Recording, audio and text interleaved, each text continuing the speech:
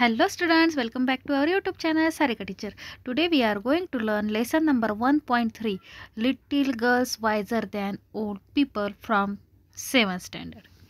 तर विद्यार्थी मित्रांनो, आज आपण इयत्ता 7वीचा इंग्लिशचा lesson number 1.3 little girls wiser than old people हा लेसन बघणार आहोत. Okay, so let start. Wiser म्हणजेच काय तर हुशार. लहान मुली ओल्ड पीपलपेक्षा कशा हुशार आहेत ते आपण बघूया. Okay. It was an early Easter. In the yards lay snow and rills ran down the village. Easter means a Christian festival and holiday that is celebrated in many countries. Easter is always a Sunday. तर Christian धर्माचा हा एक सण आहे व सुट्टी Easter फक्त हा रविवारीच साजरा करतात असं सांगितलं आहे. यार्ड्स मीन्स अंगण. ओके, तर चला मिनिंग्स बघूयात. यावर्षी ईस्टरचा सण हा लवकर आला होता. It was an early Easter. आणि अंगणात काय झालं होतं, बर्फ पडलं होतं. आणि a large puddle had run down from manure pile into a lane between two farms. And at this puddle two girls, one older than the other, had met. आणि बर्फ पडलं होतं, गावातून पाण्याचे ओढे वाहत होते. आणि मग काय झालं, पडल मीन्स काय, डबके. ओके.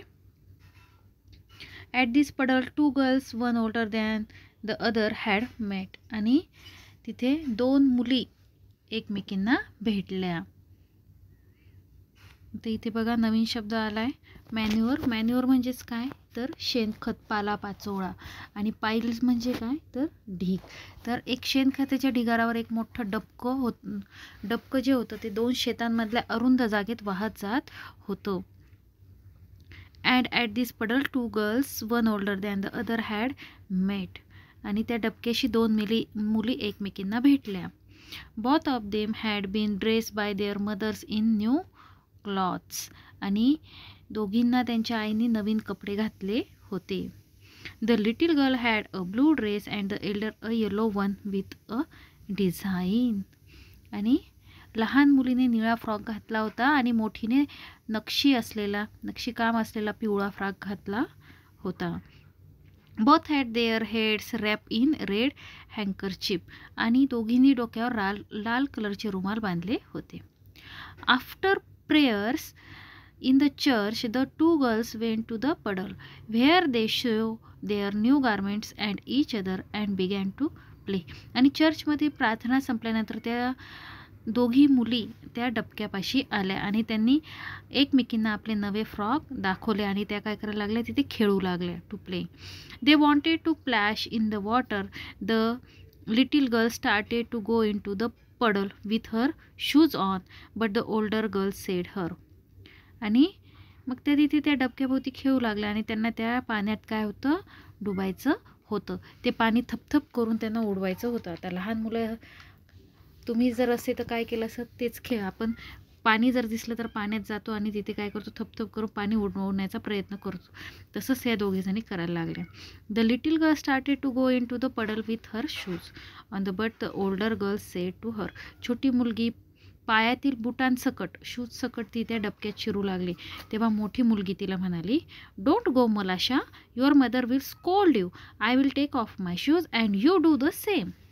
तिची मोठी मुलगी होती, ती म्हणती, मलाशा तशी जाऊ नकोस, नाहीतर तुझी आई तुला रागवेल. मी माझे बूट काढते, तूही तसंच कर.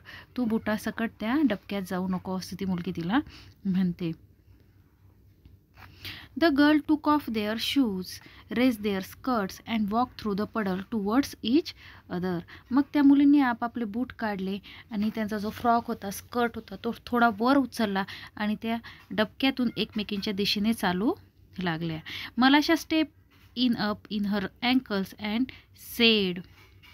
आणि मलाशाचे पाय जवळजवळ घोट्यांपर्यंत, अँकलपर्यंत तिचे पाय त्या पाण्यात डुबले आणि त्यामुळे ती म्हणाली, it is deep Akulka, I am afraid.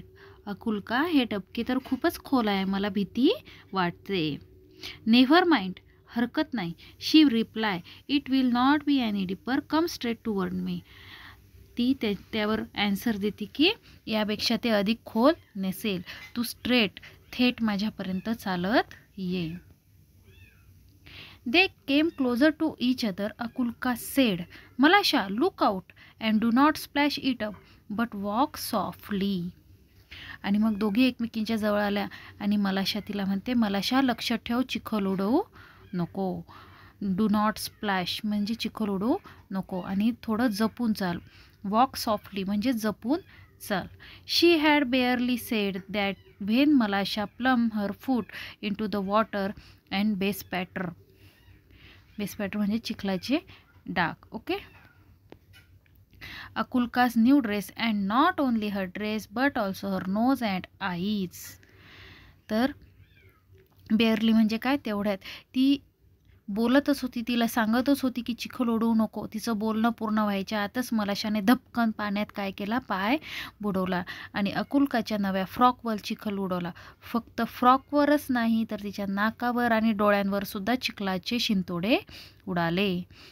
When Akulka saw the spots on her dress, she grew angry at Malasha and scolded her and ran after her and wanted to strike her. आणि आपल्या फ्रॉकवरचे चिखलाचे डाग पाहून अकुलकाला मलाशाचा खूप राग आला आणि ती तिच्यावर ओरडली आणि तिला मारण्यासाठी ती तिच्या मागे धावली. Strike her. Malasha was frightened and seeing what trouble she had caused, jumped out of the puddle and ran home. आणि मग मलाशा घाबरली आणि आपण काय हे रिकामा उपद्व्याप करून ठेवलाय ते पाहून तिने डबक्यातून बाहेर उडी मारली आणि ती घरी पळाली. Akulka's mother passed by. She saw her daughter dress bespatter and soil.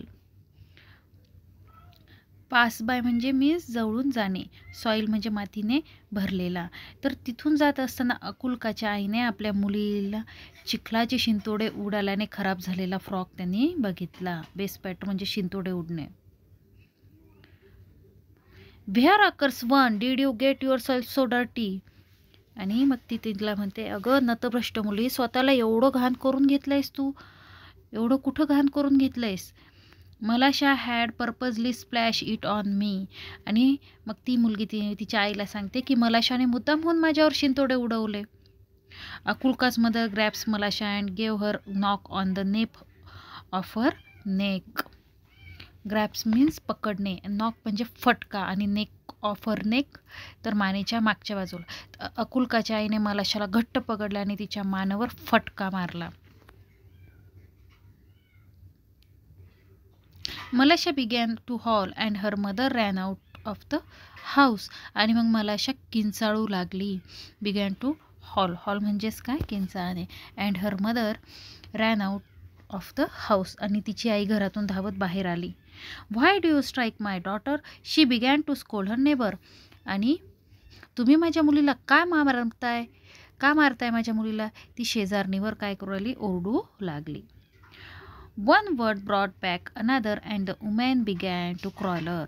आणि मग काय झाला, शब्दाने शब्द वाढत गेला आणि त्या बायका काय करू लागल्या, भांडण करू लागल्या.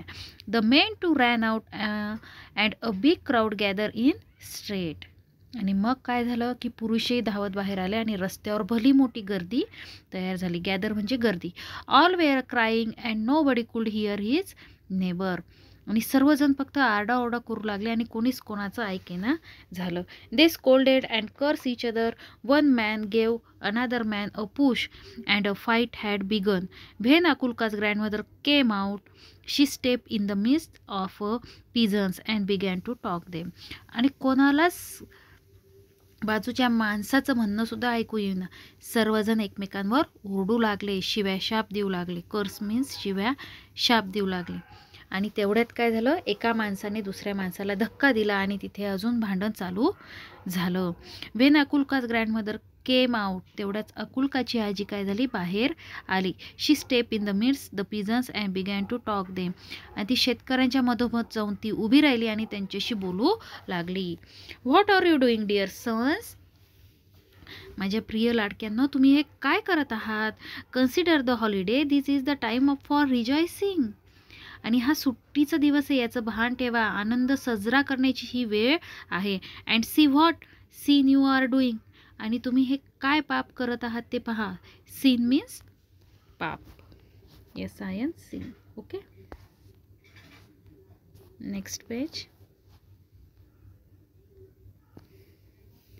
They paid no attention to old man and almost knocked her off her feet. आणि त्या वृद्ध स्त्रीकडे त्यांनी बिलकुल लक्ष दिले नाही आणि तिला धक्का मारून जवळपास खालीच पाडले. She would never have stopped them if it had not been Akulka's and Malasha's. आणि ती जी आजी होती, जी म्हातारी होती, ती कधीही तिने या लोकांना थांबवले नसते. जर अकुल्का आणि मलाशीची ही बाब किंवा गोष्ट नसती तर तिने त्यांना कधीही थांबवले नसते. व्हाईल द वुमॅन एक्सचेंज वर्ड्स, इकडे स्त्रियांची बाचाबाची म्हणजे वाद सुरू होते. अकुल्काच वाईफ फॉर ड्रेस, तोपर्यंत इकडे अकुल्काने तिचा फ्रॉक पुसून काढला. And went back to the puddle in the lane, आणि ती त्या बोळ्यामधल्या त्या गल्लीतल्या डबक्याकडे काय गेली, परत गेली. She picked up a pebble and began to scratch the ground so as to let the water off into the street. आणि तिने काय केलं, एक दगड उचलला आणि जमिनीवरती खडायला लागली. सुरुवात केली तिने की जेणेकरून ते जे डबक्यातलं पाणी साचलं आहे ती बाहेर निघून जाईन पाणी रस्त्यावर.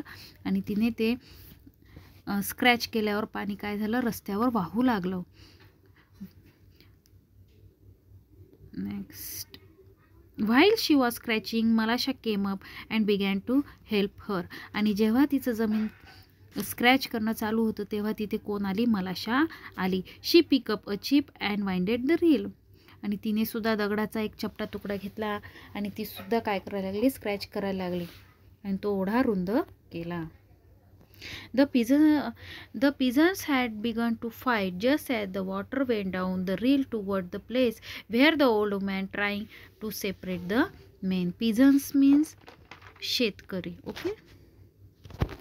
तर शेतकऱ्यांचे काय चालू होतं, भांडण चालू असताना ते जे पाणी होतं ते त्या डबक्यामधून ओढ्यातून वाहत वाहत तिथे ती वृद्ध स्त्री त्या माणसांना पांगवण्याचा प्रयत्न करत होती. तिथपर्यंत त्यांच्यापर्यंत ते पाणी येऊन पोहोचलं. The girls ran one from one side and of the reel, the other from other side. आणि दोन्ही मुली एक जण ओढ्याच्या एका बाजूला आणि दुसरी जण त्या दुसऱ्या बाजूला असं त्या पळत सुटल्या त्या पाण्याबरोबर. Look out Malasha, look out, shouted Akulka. आणि अकुल्का ओरडली, ते बघ मलाशा, ते बघ. मलाशा wanted to say something herself but could not speak for laughter. आणि मलाशालाही काहीतरी सांगायचं होतं पण हसता हसता तिच्या तोंडातून शब्दच फुटना. The girls were running and laughing at Chip, which was bobbing up and down the reel. They ran straight into the crowd of the peasants. आणि ओढ्याच्या पाण्यातून वर खाली हेलकावे घेत तरंगणारे चपटे तुकडे पडले पाहत त्या दोघी मुली धावत होत्या आणि हसता हसता पळत पळत त्या थेट त्या शेतकऱ्यांचा जो घोळका होता, जिथे भांडण चालू होतं तिथे त्या शिरल्या. They ran straight into the crowd of the peasants.